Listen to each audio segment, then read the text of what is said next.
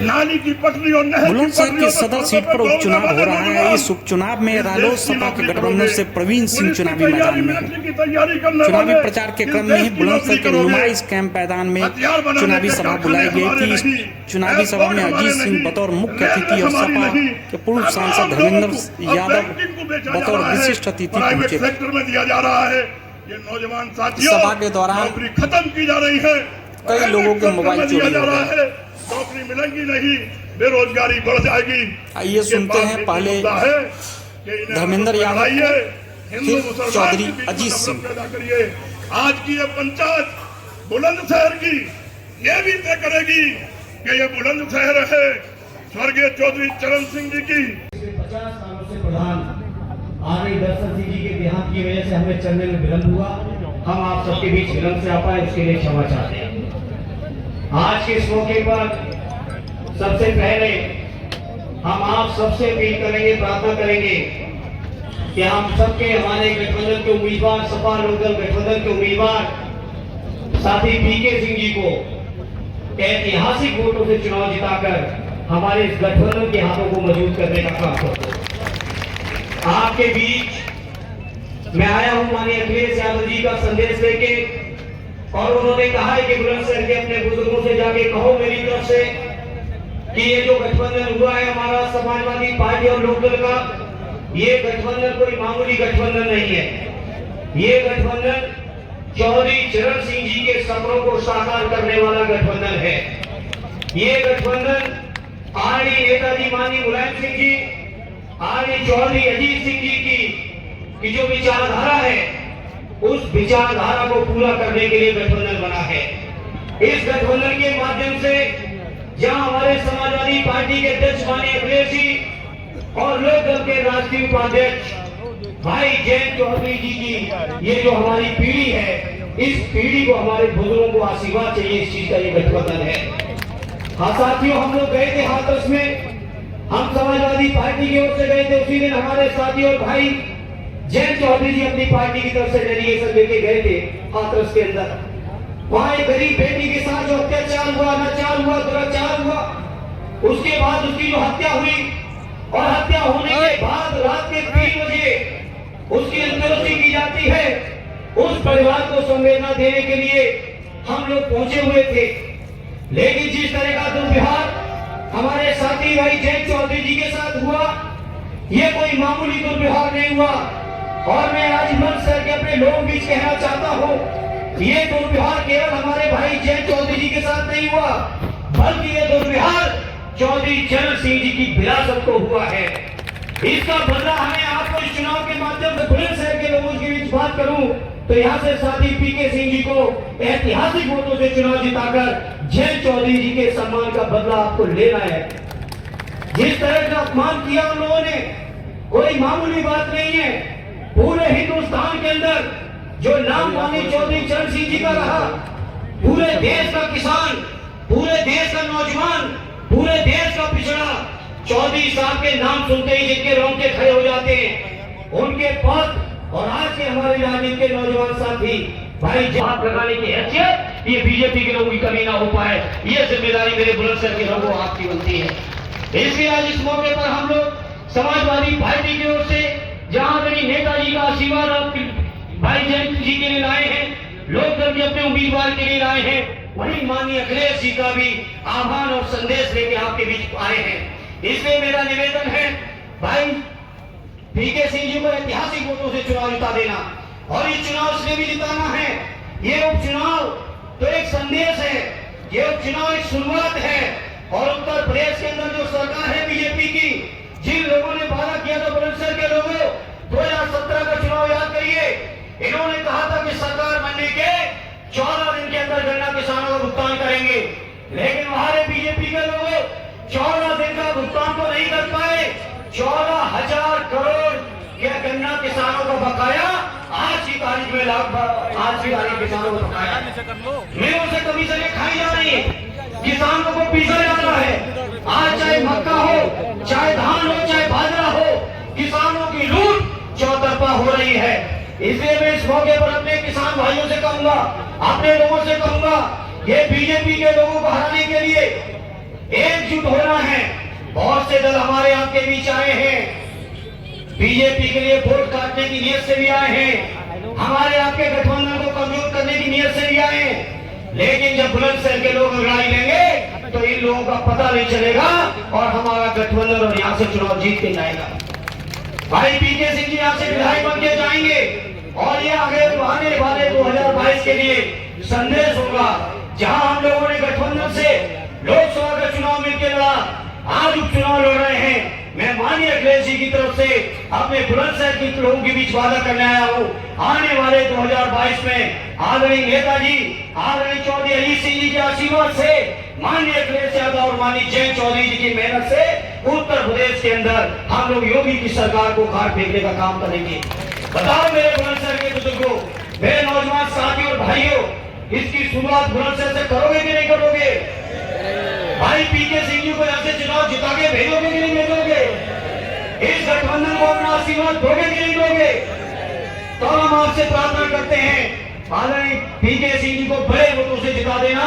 और आप सबसे और विशेषकर आदरणीय चौधरी अजीत सिंह जी से मैं विनम्र से पहुंच पाया हूँ। एक ऐसी घटना थी परिवार की, नहीं है गुस्सा तो मैं यही कह रहा था और कुछ नहीं कहा। अपनों पे मत उतारो, मौका मिलेगा इस प्रजातंत्र में तुमको।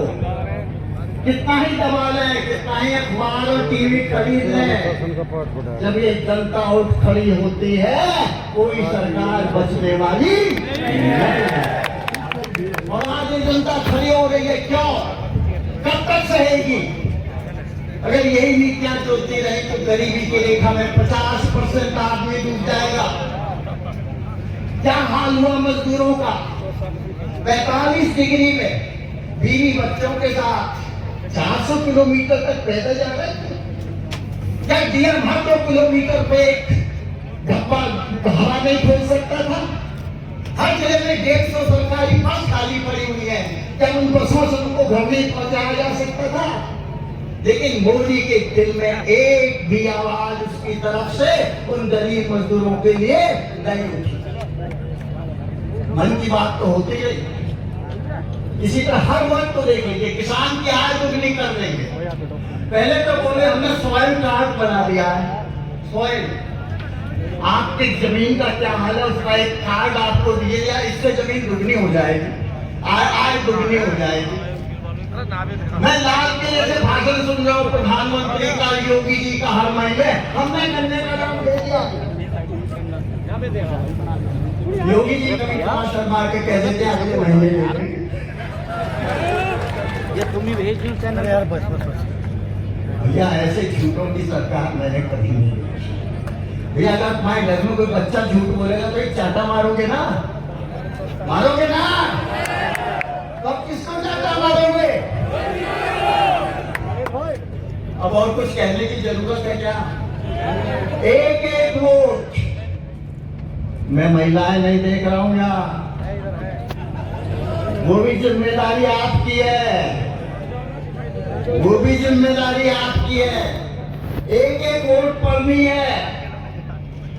ये लोकदल सपा का गठबंधन, इसको अब कोई रोकने वाला नहीं है।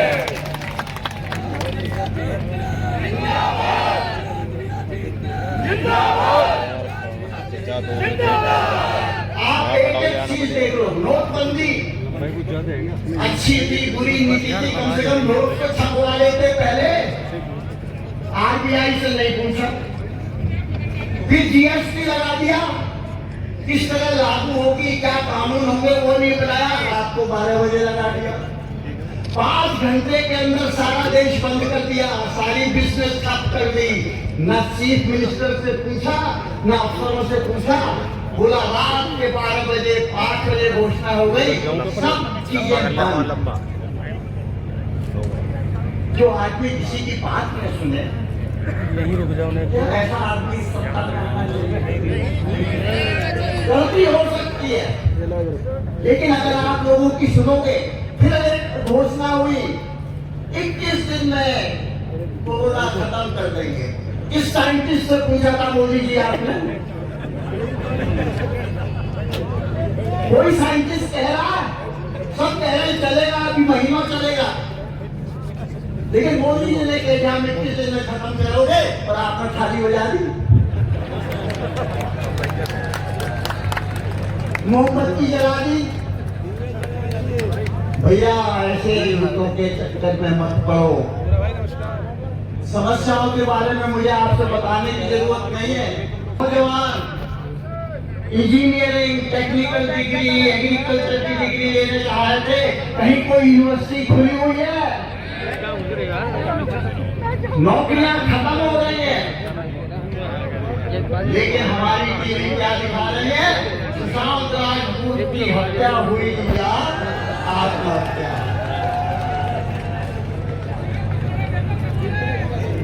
इनको आपसी कोई चिंता नहीं।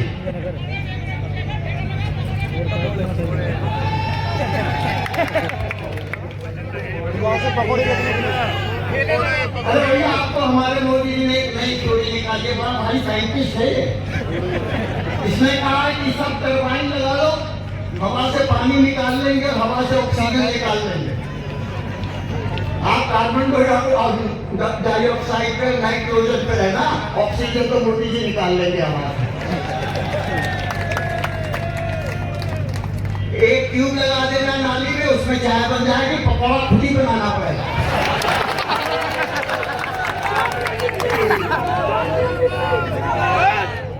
अरे भैया, आप पढ़े लिखे होशियार आदमी हो, कुछ देख पढ़े हैं, कुछ ज्यादा पढ़े हैं, सब है, कुछ अमीर है, कुछ है, कोई व्यापार कर रहा है, कोई नौकरी कर रहा है।